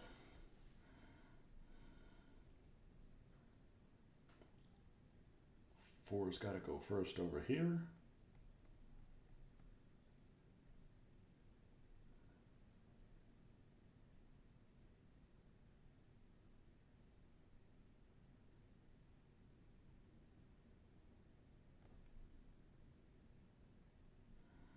It's a little dash. It's a little dash.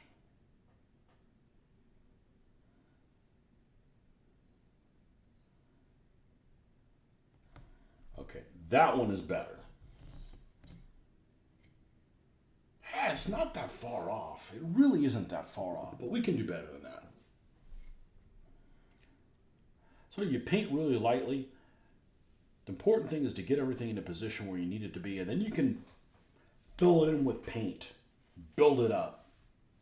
But there's no point in doing all this intricate detail of how well the letter is and everything, and then you end up having it in the wrong place. So almost like sketch it. Almost like sketch where you want to put it. That was what works for me. The flow aid works really, really well to kind of, keeping it kind of thinned out.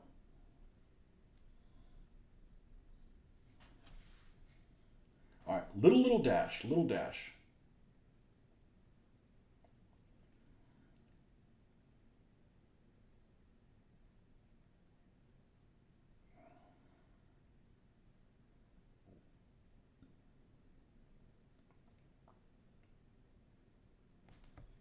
That's better.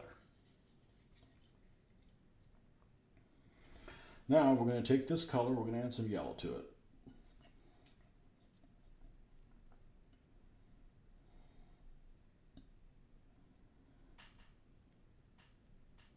Which flow aid? I'm using the Liquitex one.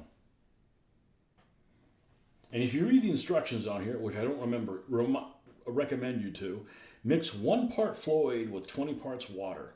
Okay, I'm using it straight. I've used this for years, and I'm not even a third of the way through the bottle. So my time is worth something too. I don't have time to, ain't nobody got time for that. Ain't nobody got time for that. So we're going to build this up, and then we'll come in and put the cuts in it where it goes.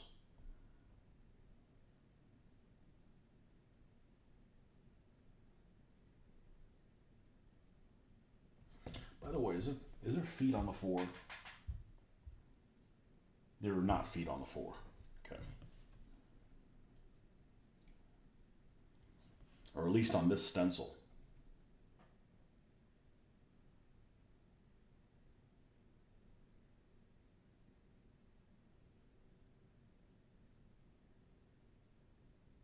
So one of the things about airbrushing that I'm really rusty at, because I'm new at it, is the proportion of, call it thinner, or how well it flows.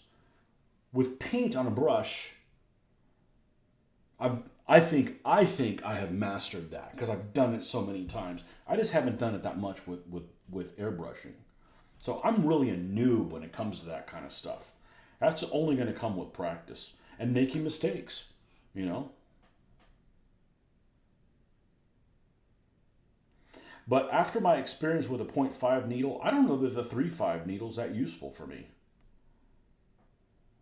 So we're going to leave that 0.5 needle on there for a while.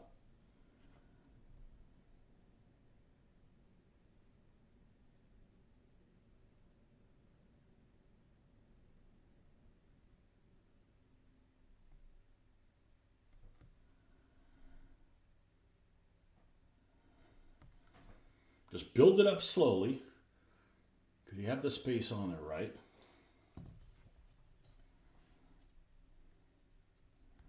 So this will be B Company, 3rd Platoon, 4th Tank, as opposed to B Company, 1st Platoon, 2nd Tank. Hey, they knocked a few out. Couple took a Panzerfaust to the face.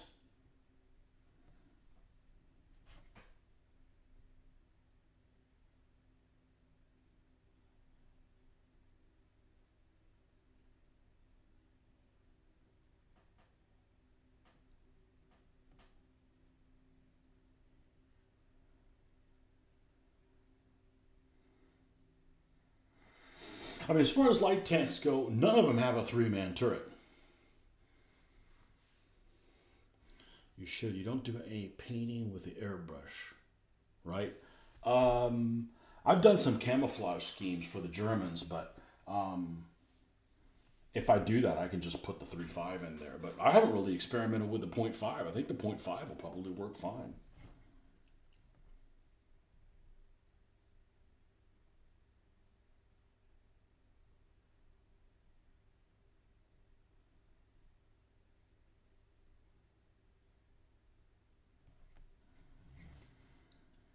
Okay, let's go ahead and make the cuts in there. We still have some of this.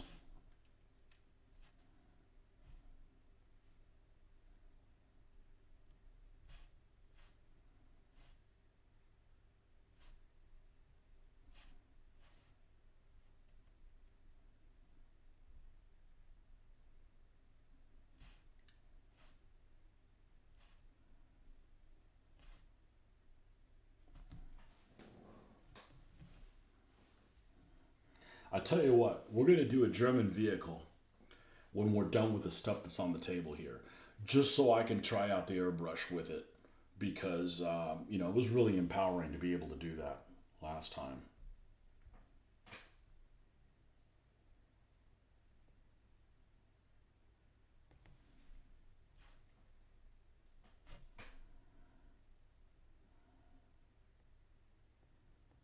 Oh, where is the cracks on the three? On the top and the bottom only. Okay. So one there, and the 4 is right like this, straight through there, straight through there, and the B, of course, is a vertical, horizontal, horizontal.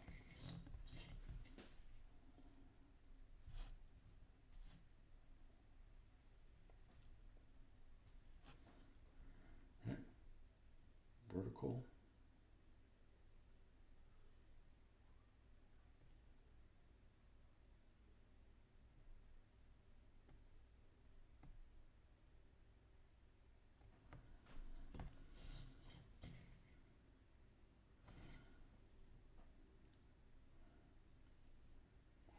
All right, now we'll come in and we'll fill in with the yellow.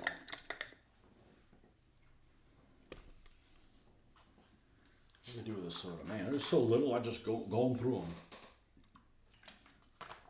I had a shitload of water today, though, so I don't feel bad about drinking several sodas. I was sitting in that waiting room trying to sign the contract and stuff like that, and I mean, I must have gone through. I think I went to the bathroom like 3 times. I think I went through like 3 or 4 waters.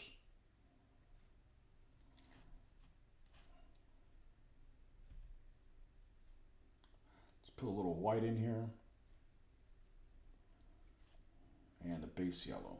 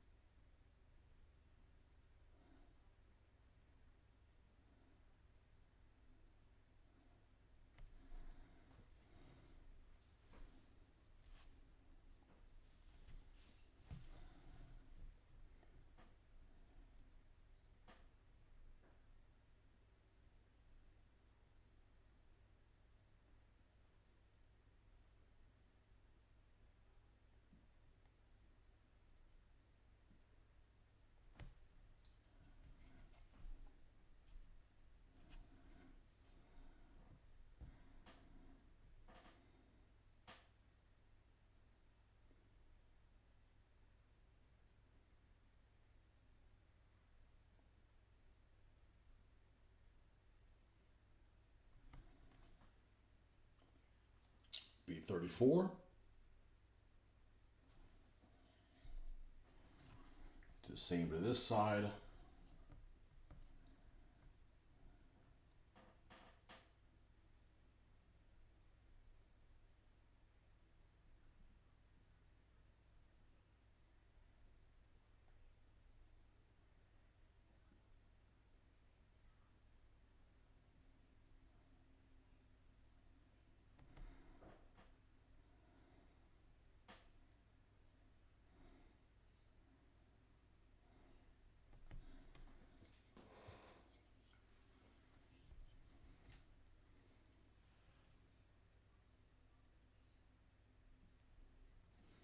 How many more vehicles do I plan on doing for our tackles of infantry? I'm not planning it.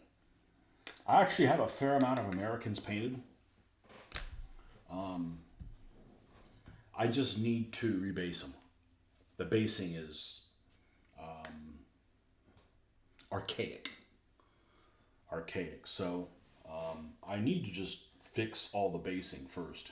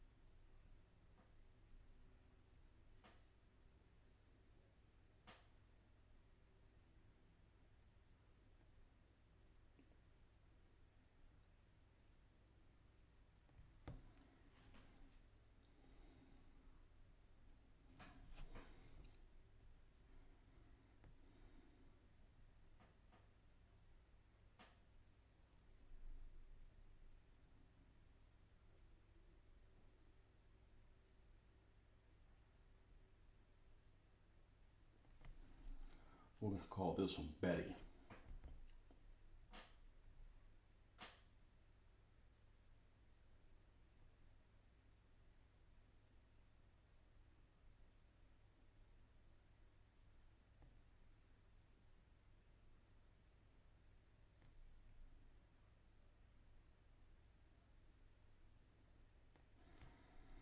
The problem with double letters is that you got to feel like you got to make them both look the same.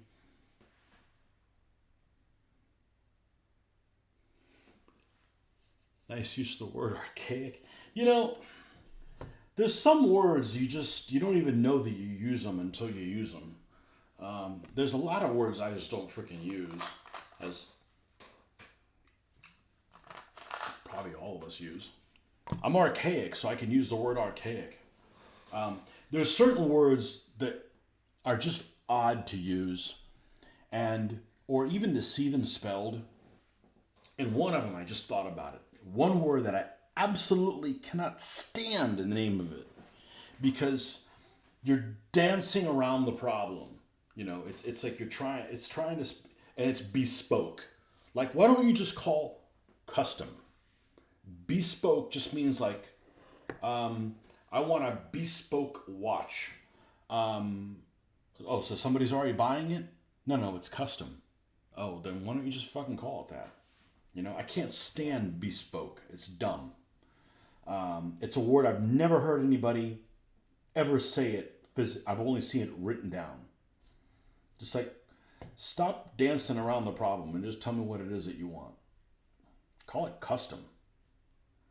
One terminology that seems extremely like it comes from across the pond is firstly. You know, I just find firstly very strange.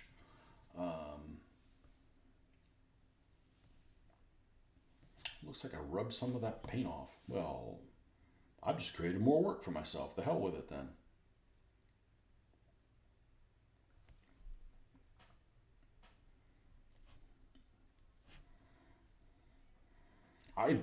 What do you paint? I paint bespoke tanks.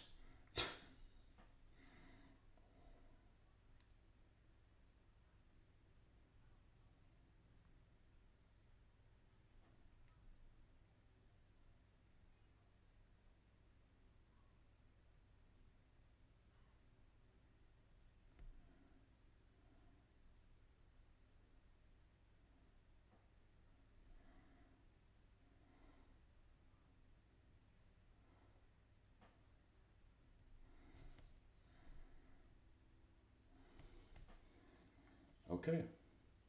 Betty and Betty. All right, let's go back to that yellow. Fix that. Fix that stuff up.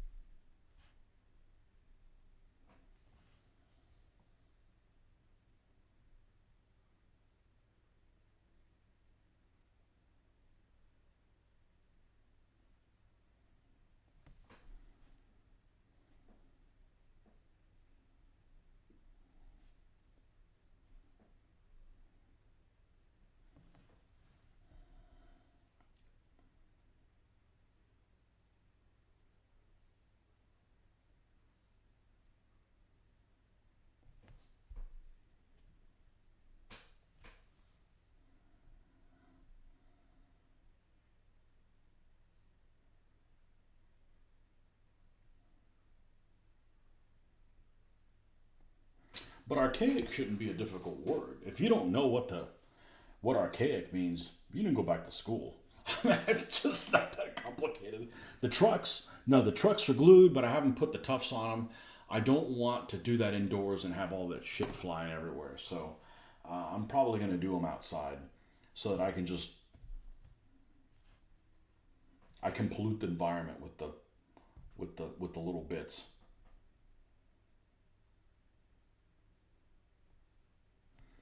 I was going to finish them, and I went to Canada, and I'm like, oh, these guys are much more fun.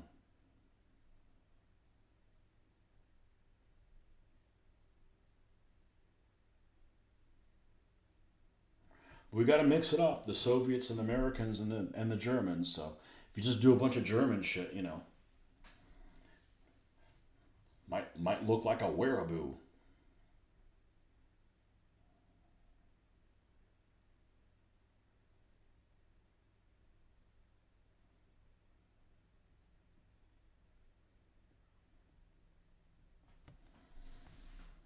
Okay. B34. And then, since they don't all have numbers, I'm actually not going to give this one a number. But we are going to give it a nickname.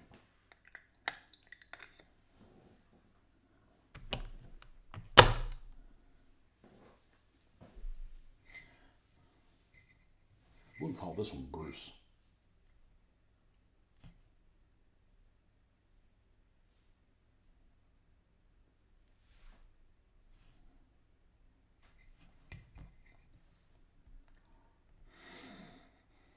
And I'm going to go ahead and put the number up here. The wording up here.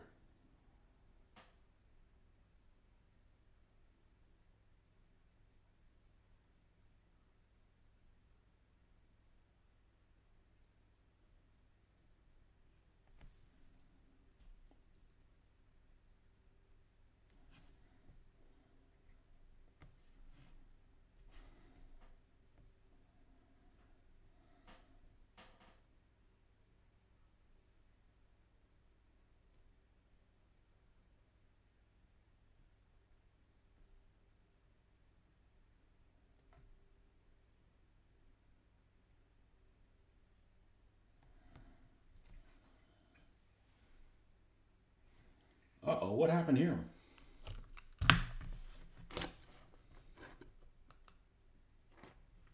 There we go.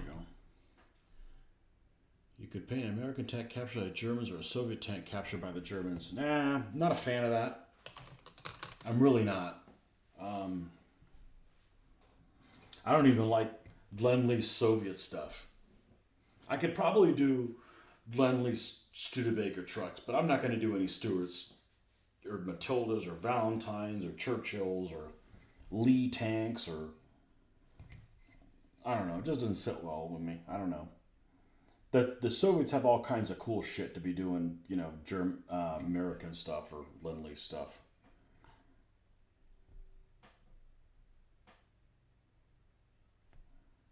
Let's do it backwards. Okay, do the E here.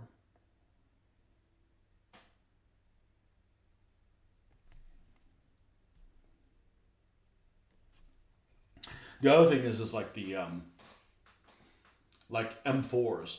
I believe they all came in whatever color the nation was, and they just put like a red star or other markings on it. So you'd have Shermans in the same color that these are in, but they'd have like Soviet slogans on them. Just freaking weird.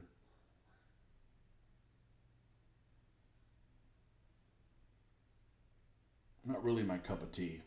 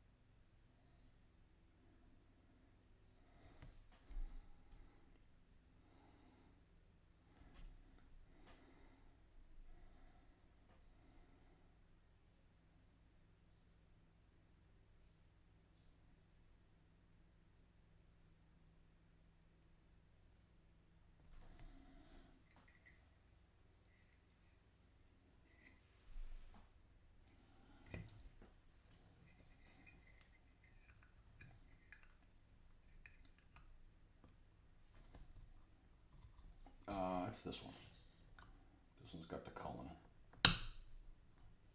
And then this one is the one without.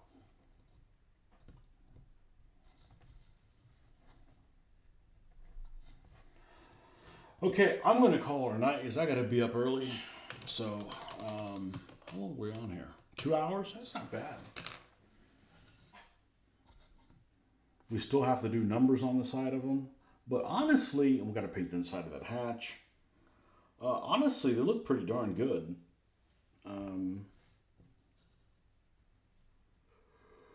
So, yeah, got to put the serial numbers, what I meant, or fudge serial numbers on there. But anyways, thanks for stopping by, folks. And we'll see you guys in the morning if you're morning people. And